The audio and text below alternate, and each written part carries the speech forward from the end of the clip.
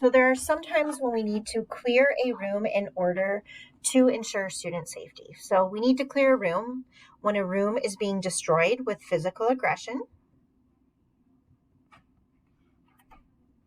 when a student with sustained disruption, remember we consider that to be yelling, screaming, rolling on the floor for a period of 15 minutes or more, refuses to leave the room, then we would clear a room.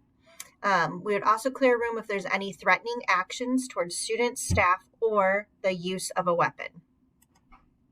So how to clear a room? First, we need to identify a consistent place that you will go in the event of a room clear.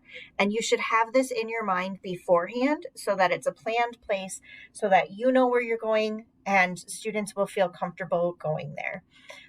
The more that you have planned in advance, the calmer you will be able to be in the event that this situation happens or it's needed to evacuate a room. And the calmer you are, then the calmer your students will be. Assure students that everything is okay. The main goal is keeping kids safe. Grab a walkie from your grade level colleague that has the walkie, if that's not you, and then use that walkie or send a student to retrieve it if you do not have access to it. You can send a student to your grade level peers classroom to get the walkie-talkie. Escort the class to your alternate space. That might be going to the library. It might be going to your grade level team room, since we know those are open this year. It might be going to your outside classroom. Just have a space in mind that you're going to and make sure you bring the walkie with you.